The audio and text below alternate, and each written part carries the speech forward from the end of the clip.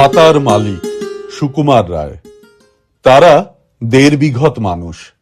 তাদের আড্ডা ছিল গ্রাম ছাড়িয়ে, মাঠ ছাড়িয়ে, বনের ধারে, ব্যাঙ ছাতার ছায়ার তলায়। ছেলেবেলায় যখন তাদের দাঁত ওঠেনি, তখন থেকে তারা দেখে আসছে সেই আদ্যিকালের ব্যাঙের ছাতা। সে যে কোথাকার কোন ব্যাঙের ছাতা সে খবর কেউ জানে না। সবাই বলে ব্যাঙের ছাতা।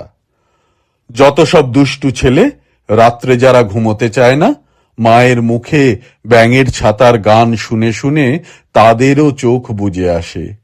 গাল ফোলা কোলা ব্যাং, পাল তোলা রাঙা ছাতা, মিঠো ব্যাং গেছো ব্যাং, ছেঁড়া ছাতা ভাঙা ছাতা, সবুজ রং জবড় জং জরির ছাতা, সোনা ব্যাং, টোকাটা ফোকলা ছাতা, কুকড়া মাথা কোনা ব্যাং। কত ব্যাঙের ছাতা, কিন্তু আজ অবধি ব্যাঙকে তারা চোখেও দেখেনি। সেখানে মাঠের মধ্যে, ঘাসের মধ্যে সবুজ সবুজ পাগলা ফড়িং থেকে থেকে তুরুক করে মাথা ডিঙিয়ে লাফিয়ে যায়। সেখানে রং বেরঙের প্রজাপতি তারা ব্যস্ত হয়ে ওড়ে ওড়ে আর বসতে চায়, বসে বসে আর উড়ে পালায়।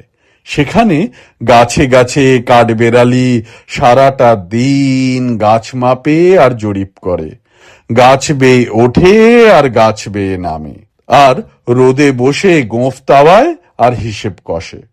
কিন্তু তারাও কেউ ব্যাঙের খবর বলতে পারে না।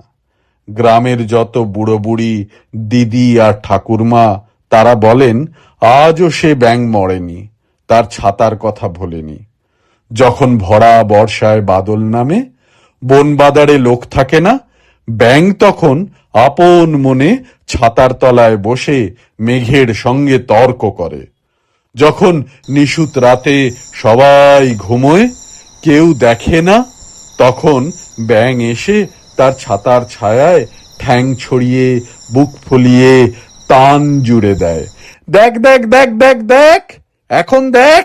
কিন্তু যেদিন সব দুষ্টু ছেলে জটলা করে বাদলায় ভিজে দেখতে গেল, কই তারা তো কেউ ব্যাঙ দেখেনি। আর যেবার তারা নিঝুম রাতে ভরসা করে বনের ধারে কান পেতেছে, সেবারেও তো কই গান শোনেনি। কিন্তু ছাতা যখন আছে, ব্যাঙ তখন না এসে যাবে কোথায়? একদিন না একদিন ব্যাঙ ফিরে আসবেই, আর বলবে আমার ছাতা কই? তখন তারা বলবে এই যে তোমার আদ্যিকালের নতুন ছাতা, নিয়ে যাও, আমরা ভাঙিনি, ছিঁড়িনি, নষ্ট করিনি, নোংরা করিনি, খালি ওর ছায়ায় বসে গল্প করেছি। কিন্তু ব্যাঙও আসে না, ছাতাও সরে না, ছায়াও নড়ে না, গল্পও ফুরোয় না। এমনি করেই দিন কেটে যায়, এমনি করেই বছর ফুরোয়।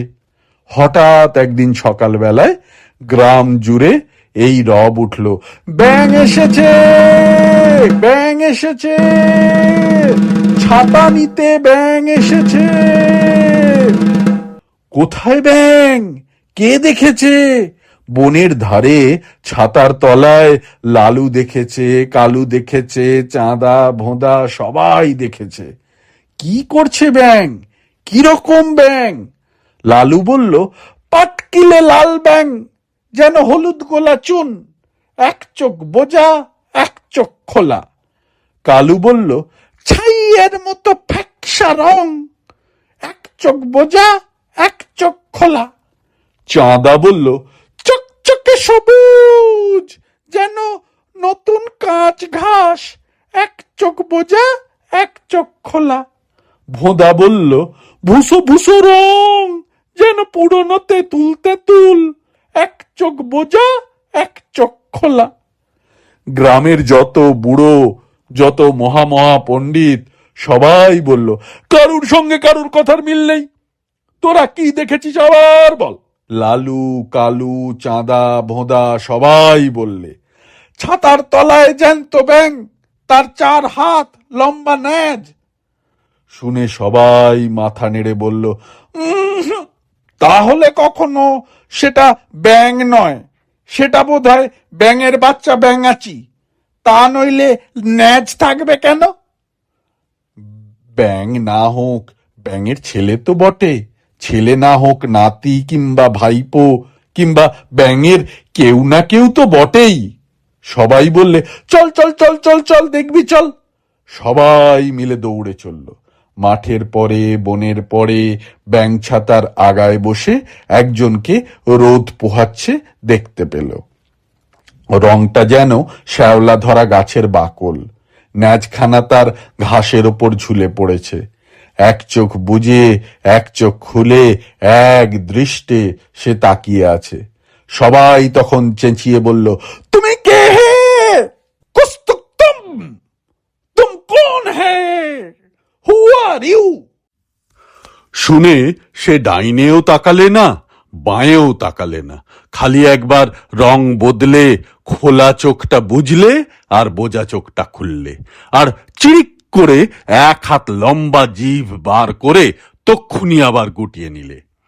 গ্রামের যে হোমরা বুড়ো সে বলল, মোড়ল ভাই, ওটা যে জবাব দেয় না, কালা নাকি?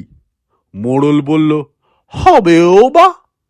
সর্দার খুড়ো সাহস করে বলল, চলো না ভাই, এগিয়ে যাই, কানের কাছে চেঁচিয়ে বলি।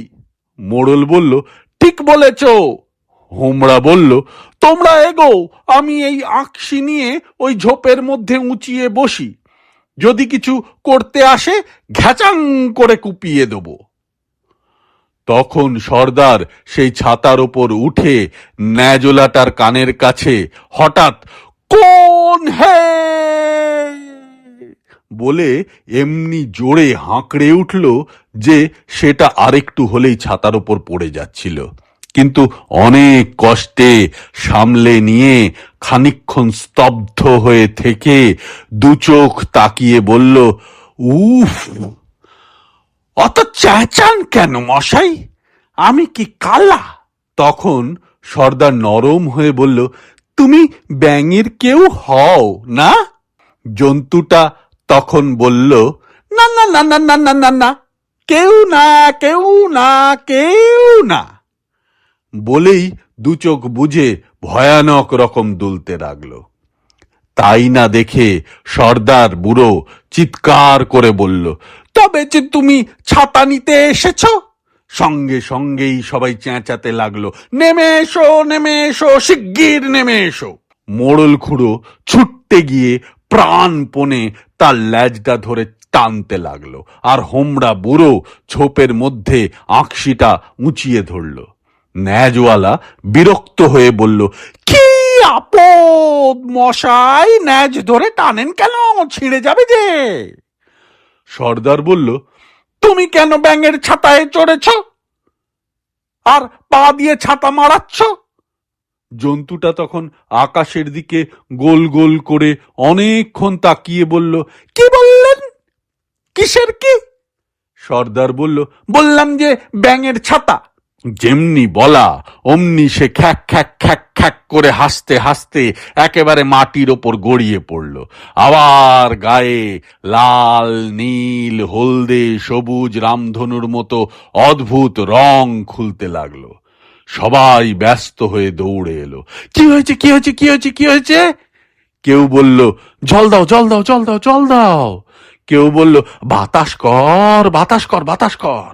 অনেকক্ষণ পর জন্তুটা ঠান্ডা হয়ে উঠে বলল, ব্যাঙের ছাতা কি হে?